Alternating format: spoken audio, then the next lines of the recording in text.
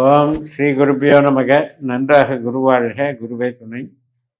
பரபிரம ருத்ரகாயத்ரி ஞானசலத்து நண்பர்களுக்கு வணக்கங்களும் வாழ்த்துக்களும் கூறி, சனி கிரகம் தன்னுடைய சொந்த நட்சத்திரம் ஆன உத்திரட்டாதியிலிருந்து மீனராசியில் இருக்கார் இல்லையா, ரேவதி என்று சொல்லக்கூடிய புதனுடைய நட்சத்திரத்துக்கு மாறுகிறார். இப்போ நம்ம கடக லக்னத்திற்கு 145 நாட்கள், மே 17 அக்டோபர் 9 வரைக்கும் இந்த மாற்றத்தினால நமக்கு என்ன பலன்னு பார்க்கலாம்.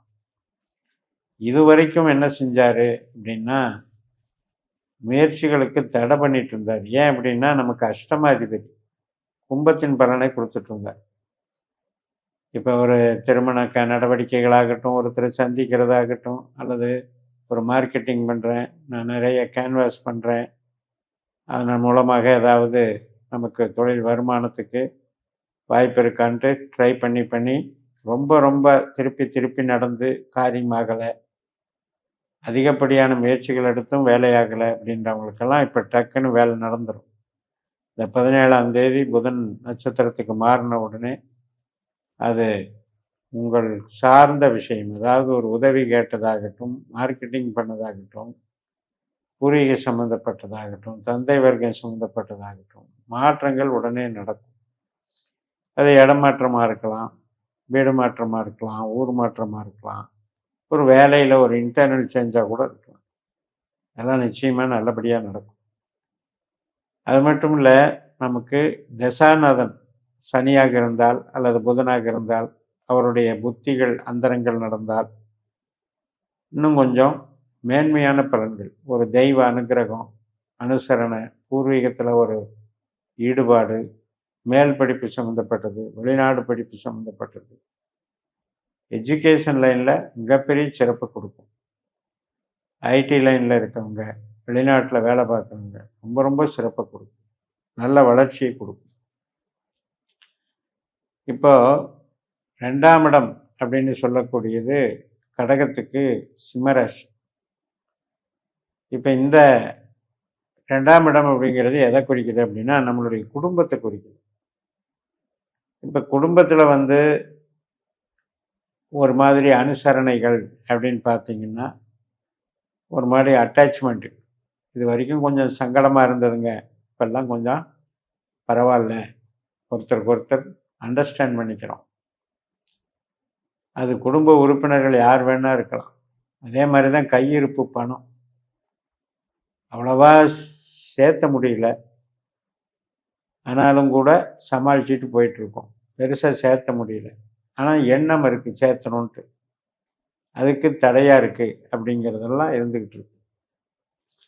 இப்போ அது நமக்கு உழைப்பு சார்ந்த விஷயம். இப்போ ஒரு சம்பளம் வாங்குறவர் அவர் சம்பளத்தில் தானே சேவிங்ஸ் பண்ணி ஆகும். அப்போ செலவுகள் ஆகாமல் இருந்தாலே போதும் இல்லையா? அதனால் அந்த செலவுகள் தவிர்க்கப்படும், சுப செலவுகளாக நடக்கும். ஒரு கோயிலுக்கு போகிறது, அல்லது ஒரு யாத்திரை போகிறது, அல்லது ஒரு என்டர்டெயின்மெண்ட்டு, வெளியூர் போகிறது, பிரயாணங்கள்னால செலவுகள் நடக்கும். சில பேருக்கு தர்ம காரியங்கள் மூலமாக செலவுகள் நடக்கும்.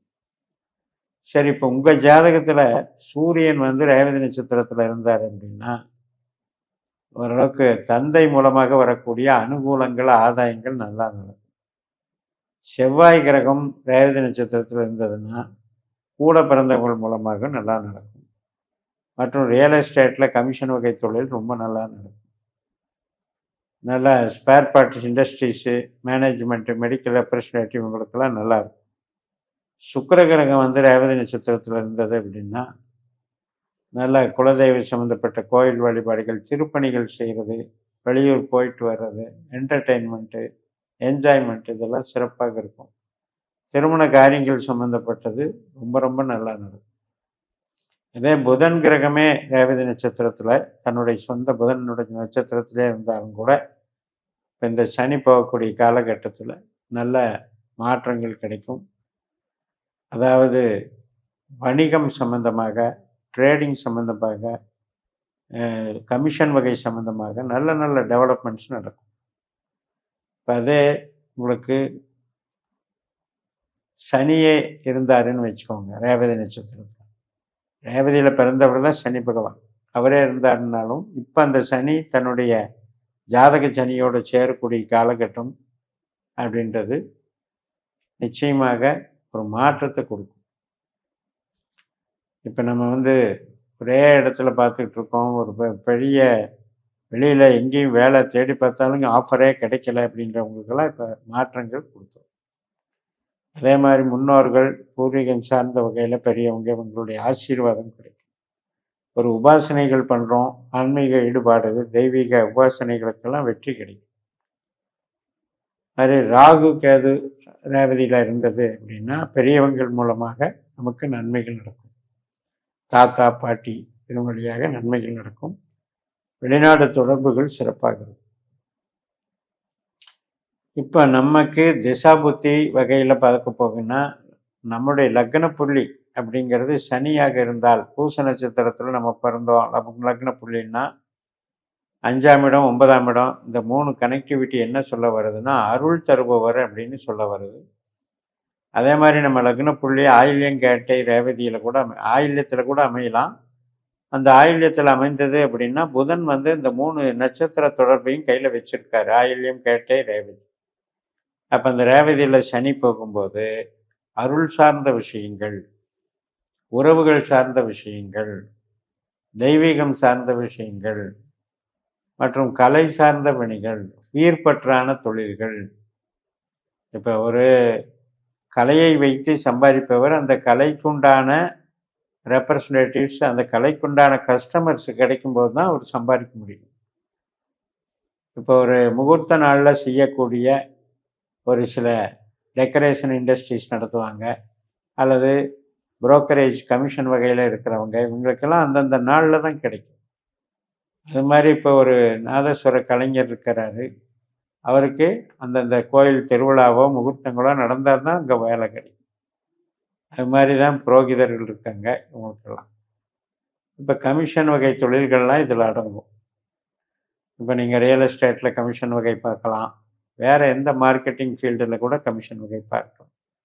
ஸோ அந்த வகையில் இந்த சனியானவர் நன்மைகளை தருவார். உற்பத்தி சார்ந்த வகையில் நம்ம அவாய்டு பண்ணிக்கணும். உற்பத்தி அப்படிங்கிறது சொந்தமாக நான் ஃபேக்ட்ரி வச்சுருக்கேன், மிஷினரி வச்சுருக்கேன், லேபர்ஸ் வச்சு ப்ராடக்டை மேனுஃபேக்சரிங் பண்ணி ஸ்டாக் வச்சு விற்கிறேன் அப்படிங்கிறவங்களுக்கு கொஞ்சம் ஸ்லோ டவுன் ஆகிடும். யாருக்குன்னா சனியோ புதனோ தசாபுத்தியாந்திரம் நடக்கிறவங்களுக்கு தான் ஸ்லோ டவுன் ஆகும், மற்ற எல்லாருக்கும் எடுத்துக்க வேண்டியது. அது மாதிரி இயல்பாக நம்மளுடைய மூளை உழைப்பு சார்ந்த பணிகளுக்கு, அறம் சார்ந்த பணிகளுக்கு, அருள் சார்ந்த பணிகளுக்கு, ஆன்மீகம் சார்ந்த சேவைகளுக்கு மிக மிக சிறப்பை தருகிறார். இப்போ நம்ம சனி பகவானை வழிபட்டுக்கலாம். பூசம் அனுசம் உத்திரட்டாதி நட்சத்திர நாட்களில் சனீஸ்வரரை வழிபடலாம், ஆஞ்சநேயரை வழிபடலாம், முனீஸ்வரரை வழிபடலாம். ஸோ அந்த வகையில் இந்த சனி நமக்கு சாதகமான சனியாகவே இருக்கிறார்.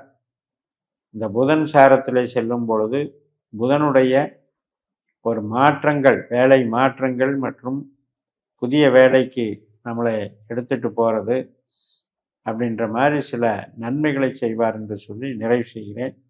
இந்த சேனலை சப்ஸ்கிரைப் பண்ணி ஷேர் பண்ணுங்கள். உங்கள் தனிப்பட்ட ஜாதக பலாபலன்களை என்னுடைய வாட்ஸ்அப் நம்பரில் தொடர்பு கொண்டு பலன் பெறுங்கள். உங்களிடமிருந்து விடைபெறுகிறேன். உங்கள் ஜெயம்எஸ். நன்றி, வணக்கம்.